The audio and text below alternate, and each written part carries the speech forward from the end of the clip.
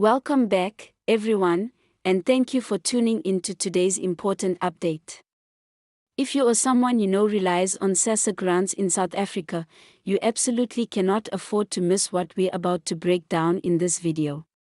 We're diving deep into the June 2025 SASSA grant rule changes that are making headlines, and trust me, what you don't know could actually cost you or your family money, benefits, or even eligibility altogether. The South African Social Security Agency, commonly known as SASSA, is the lifeline for millions of individuals and families across the country. Whether it's the Child Support Grant, the Older Persons Grant, the Disability Grant, or the SRD 350, these monthly payments have become the foundation for basic survival for many citizens.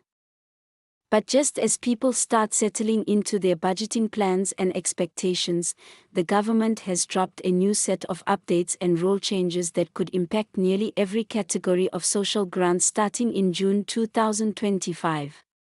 And the changes are not all minor.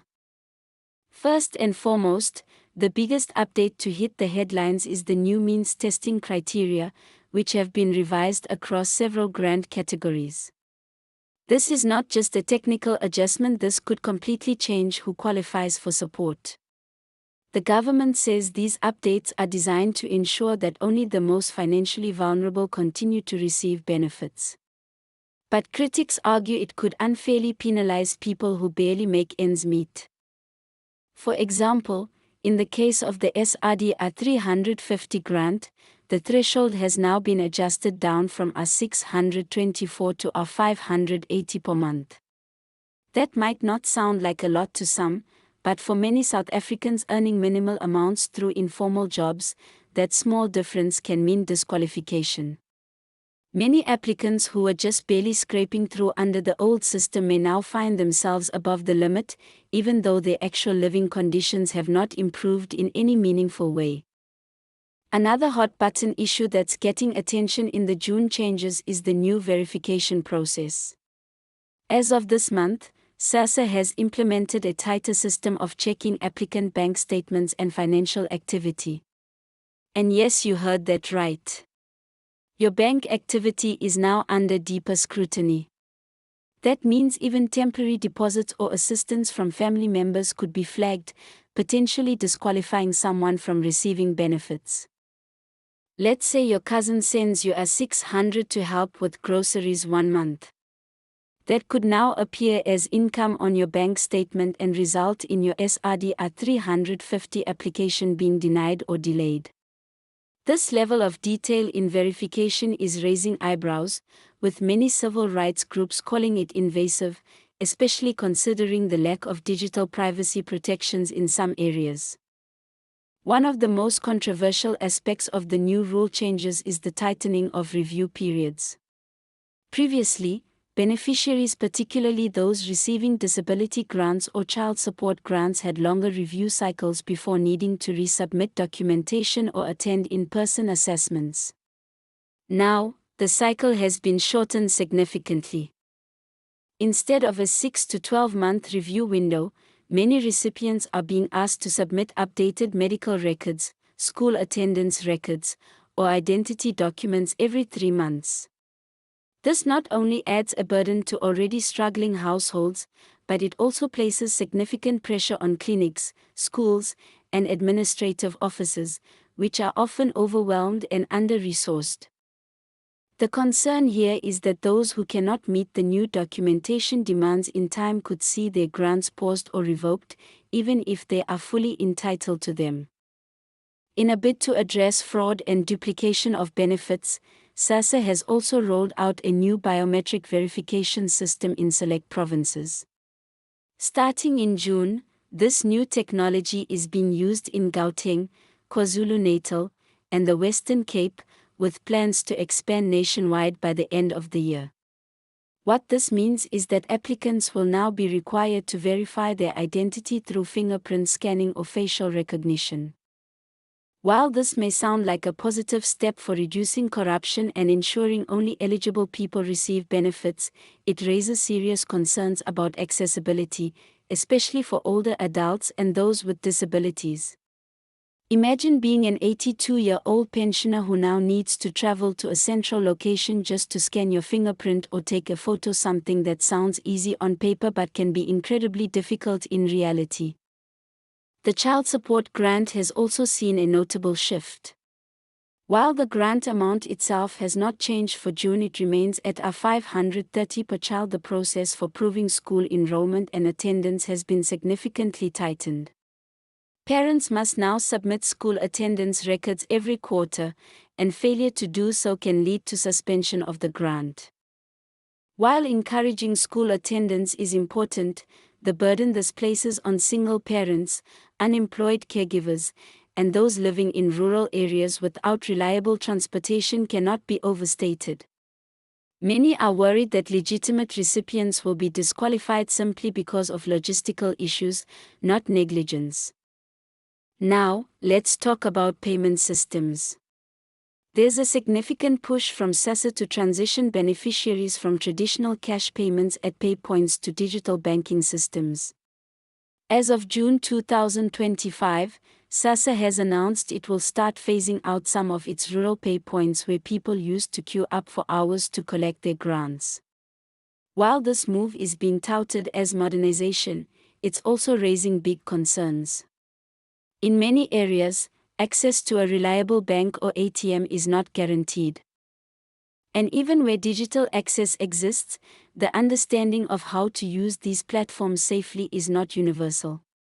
We are already seeing reports of scams, phishing schemes, and people being defrauded of their grant money because they simply didn't understand the SMS or banking instructions they received.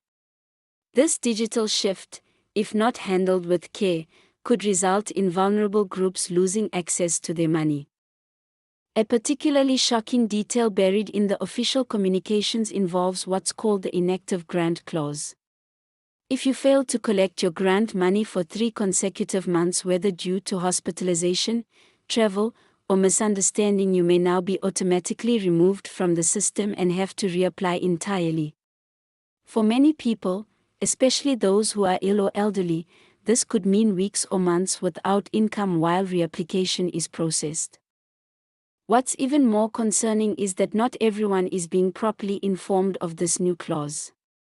It's critical that anyone who receives a SASSA grant knows that they must collect or access their payment every month, even if they don't need the money right away, to avoid deactivation.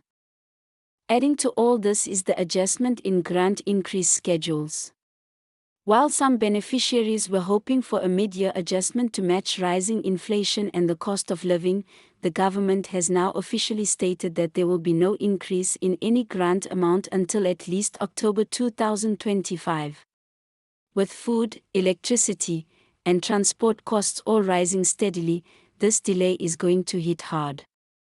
The government argues that budget constraints prevent earlier increases, but many feel this is just another example of how the most vulnerable are asked to make the greatest sacrifices. But it's not all bad news. There is one update that could actually benefit some families, particularly those with newborns. Starting June 2025, the child support grant can now be backdated to the date of birth, rather than the date of application, as long as registration with Home Affairs and application with SASSA occurs within the first 90 days of birth. This means that if a mother applies when the baby is 2 months old, she could receive payment for those initial months retroactively. This change aims to provide better support in those critical early months, especially in lower-income communities where newborn care costs can be overwhelming.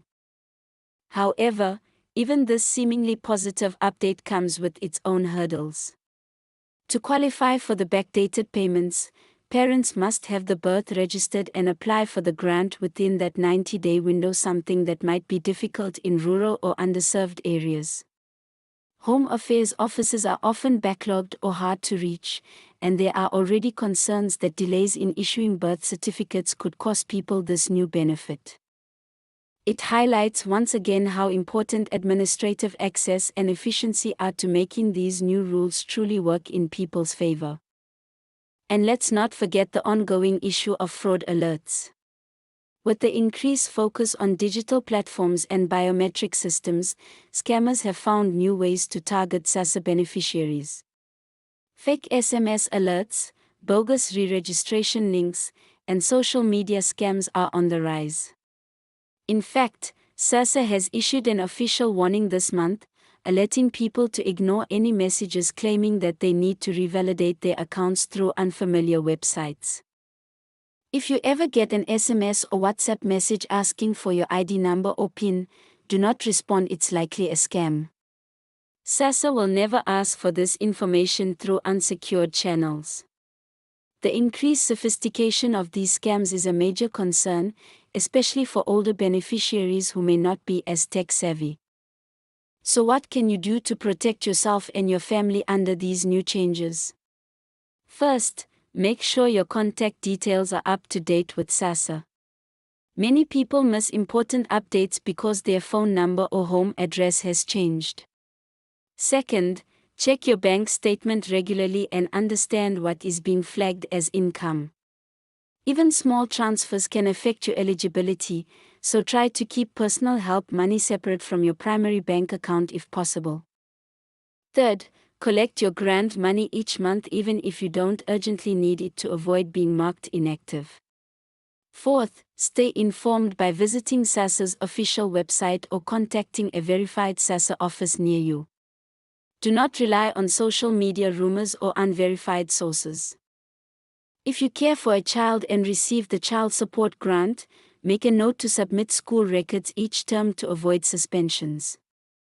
If you're applying for the older persons or disability grants, stay ahead of your medical review schedule.